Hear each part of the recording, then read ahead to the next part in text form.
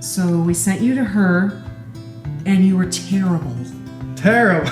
Hey, I was 5 years old. Were terrible. You flourished through the Suzuki method. Oh, Yeah. tremendously. So then you were starting to write your own songs. I really hated playing someone else's work. I loved the idea of I want to create something that hasn't been done before. Slowly, I started to get this dream of I want to be a music artist one day. Dude, little googly eyes. Okay. Hey guys, if you're new here, we are Ian and Heather Austin. We're a Christian folk duo living in the Appalachian Mountains, and I'm joined here by my parents.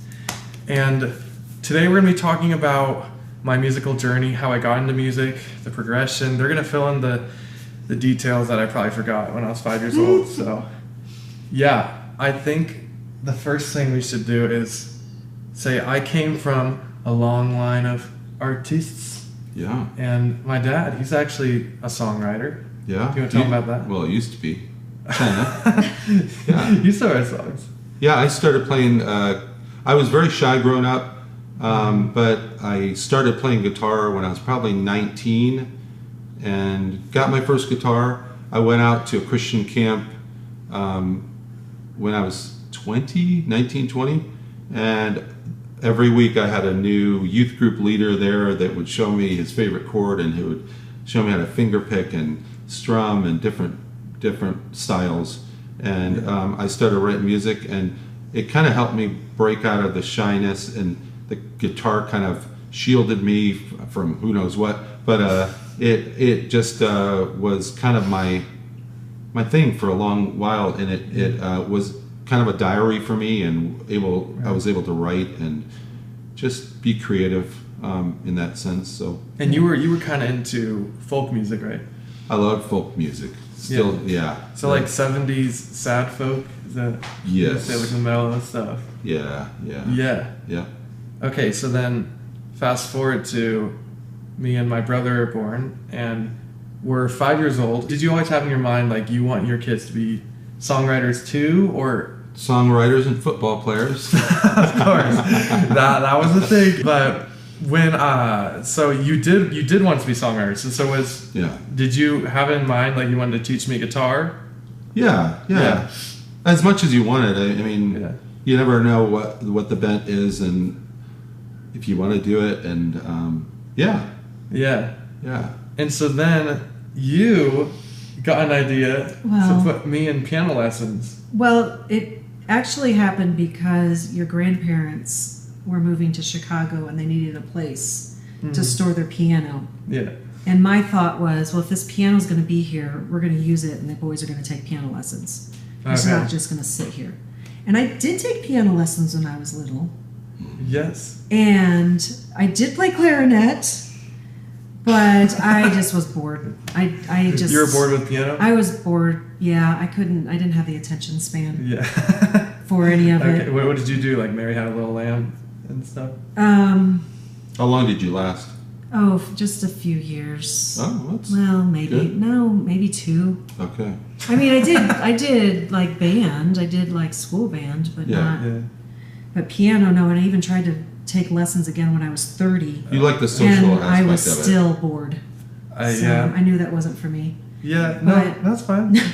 So you heard apparently somewhere that getting your kids in piano gets them better at math. Is that right? Yeah, so it helps with cognitive skills like executive function. It helps with coordination, fine motor coordination, gross motor coordination. And I thought anything that's going to help my boys to do well in school, then I'm going to do that. The trick was trying to find a piano teacher that would take on 5-year-olds. Because they usually don't start until they're about 8, most teachers, because they don't want to deal with the itty-bitties. And initially you learned a very classical training. That's the twist to all this. Yeah, there's honestly, there's 2 parts to your early musical journey. Yeah. Okay, what are those? So the first one was, your brother was 5 and a half when we got him into piano, and so then when you, the next year, turned 5, we were going to go to the same teacher, but she moved, but she said, I know somebody. So we sent you to her, and you were terrible. Terrible. Hey, I was 5 years old. Were terrible. I thought, oh Cut me boy, some slack. this kid. Well, because she initially started you out in sight reading, Yeah. and you were awful at it. It was awful. So sight reading is when you look at all the notes on the page and you don't have any prior knowledge of the song really, and you're just like playing it like as you go. Like if you're reading a page that you've never read before, that's kind of what it's like that for music. Yes. Which I was bad at. Terrible. Oh, okay. Well, it was work for you. It was just labor. You just didn't. You just didn't get it. You didn't get it. It was apparently wasn't good at math. No, it was the reading part. It was the reading part. So, but here's the cool thing. She said, "Do you mind if I try? I'm going to a course on the Suzuki method. Do you mind when I get back if I switch the boys over to that?" And that's basically Suzuki is you start learning by ear first, and then you progress to sight reading. Yeah, if she played a melody, you could do that. Oh my word! It got. But to if be, she puts a piece of paper with a bunch of notes, you're like, ugh. Yeah, couldn't do it. Yeah. So no, it's true though because I don't blame myself. I'm still like that. Yeah, no, but it's what are these stupid notes doing? Yeah, really. But so it was more for you. You could hear something, and it got to the point that you and I would have to go for a walk during Brent's lessons because you would start playing what he was learning. Yeah. Because you could hear, you learned by ear, Brent learned by sight reading. Mm-hmm.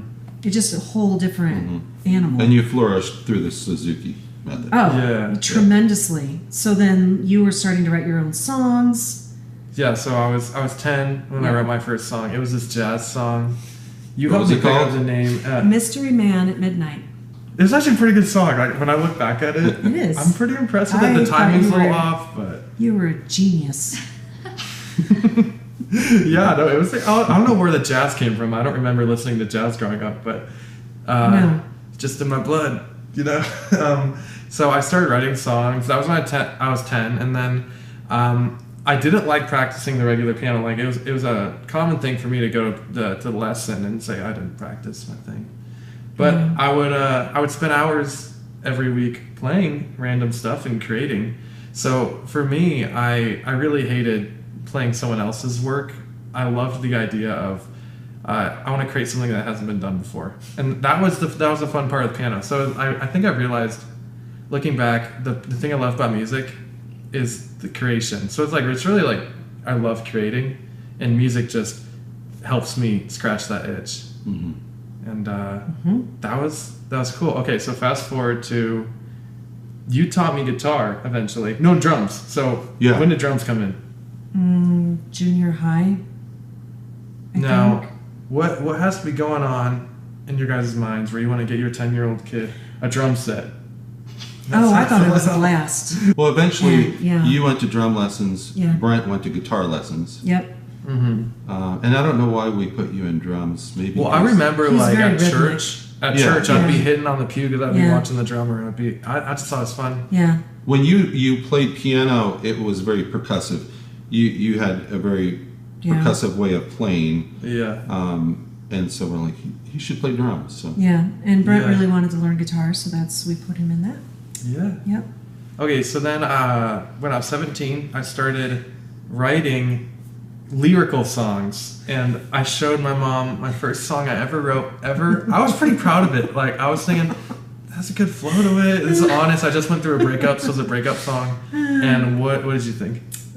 You need to read some poetry. You need to start reading books. It was a little awkward. That's all she said. She was like, you should try reading some poetry. Reading some expanding. And I was like, yeah. oh. Well, And but here's the thing. It wouldn't have happened had you not gotten sick after summer camp.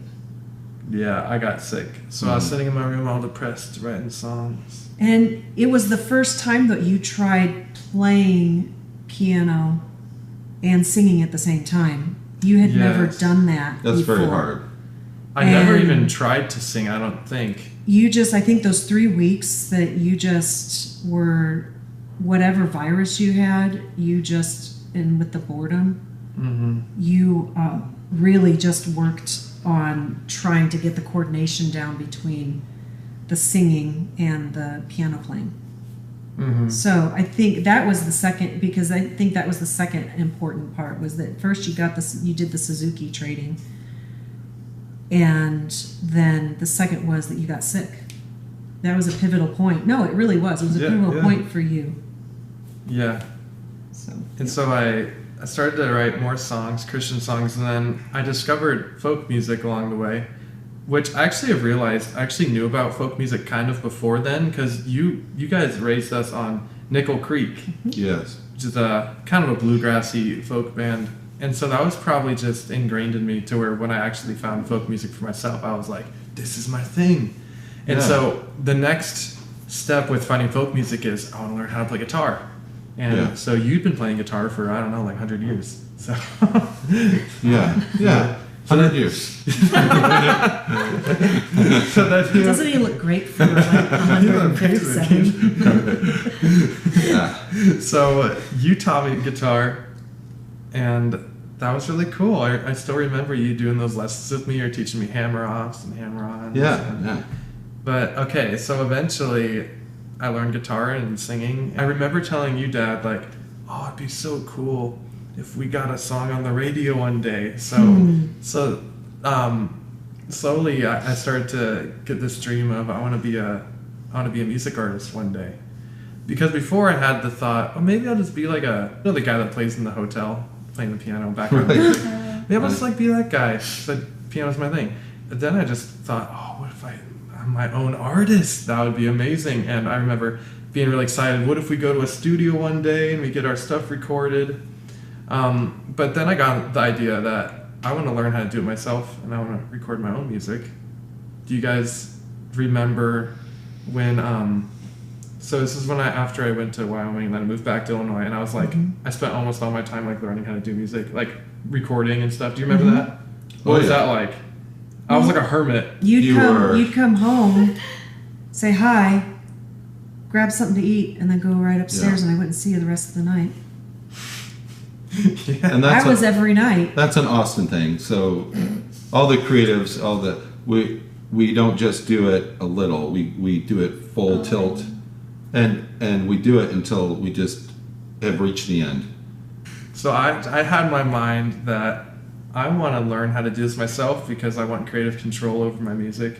I had this idea, like, if we go to a studio, it's going to be like thousands of dollars, and then they're just going to like throw it together real quick and not care about my vision. So I was like, I need to make sure this gets done the right way. And and then but I remember throughout the last few years being at a crossroads of, should I be a pastor? Should I be a music artist? And I remember, do you remember the Christmas where I came back and I guess it was like the Christmas of 2023. It was before I released my first few songs. But do you remember us talking about that? I talked to both you guys. I was like, should I be a pastor? I remember you saying, like, you were like, I just don't see it. And I was like, why don't you see it? I don't think it's your personality. Yeah. It was almost like you felt obligated, like, yeah, I should probably do this. Well, my thought was like, there's not enough pastors in the world, which is probably true. But then thinking like, I want to be the guy, like I'll take the hit. Right. And there's a need, and I want to fill what the world needs most. And I was thinking, does the world need more music? Does it need more music artists? That doesn't seem as spiritual. I want to be. Yeah, I remember you saying that. I want to be the most godly version of myself, and so I thought that meant being a pastor. But I remember you telling me, Dad, you were like, I think you should just like go for the music thing. Mm-hmm. Okay, what was going through your mind when you were saying that? Do you remember that? I think we were in the car driving. Yeah, it's what you love, and I knew you loved it. And there's just that's where your heart is, and the other direction is just like pulling teeth. It's like, well, you got to go where your heart is and how God wired you.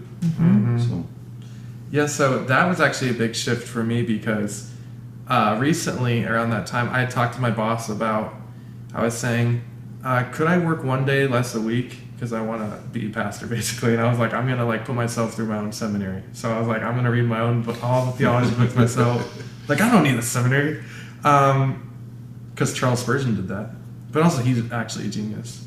And but then I switched my one day off a week to, this is gonna be my music day, and I'm really gonna go for this music thing. So that was like a super huge encouragement for me. Like, I'm going for the music thing. And so that was cool. That set me up to release all my songs in 2024, and I was really going for it. And it was just kind of a snowball effect. Now, there was a time where I got an opportunity to be a worship leader, and I was torn because I was like, I really want to be a music artist, but am I more glorifying to God if I be a worship leader? That was honestly the struggle.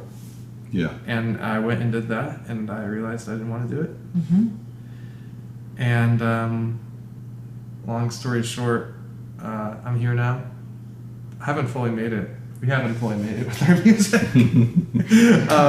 Not fully, but it's getting there. It's grown a lot. How's it been with you guys seeing, like, it went from, like, barely no one listens to us to now there's legit numbers of people listening. What is that for you guys? Is it weird? Oh no, it's really cool. It's fun to see you do this. It's fun to see that, like, the algorithm is putting you in people's feeds, and that you in your cousin's eyes, you are world famous. It's funny. Yeah. And they share it with all of their friends and their cousins on their other side of the family. And you don't know my cousin Ian Austin. and That's funny. And we heard you in a local coffee shop. That's cool. It was playing, and there's a grocery store in Hawaii. Yes. That Heather song was playing. Yes. Yeah.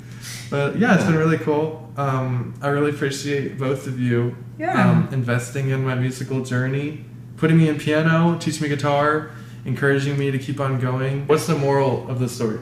The moral of the story is that you trust in the Lord with all your heart, and you don't lean on your own understanding, but in all your ways you acknowledge Him, and He will direct your path.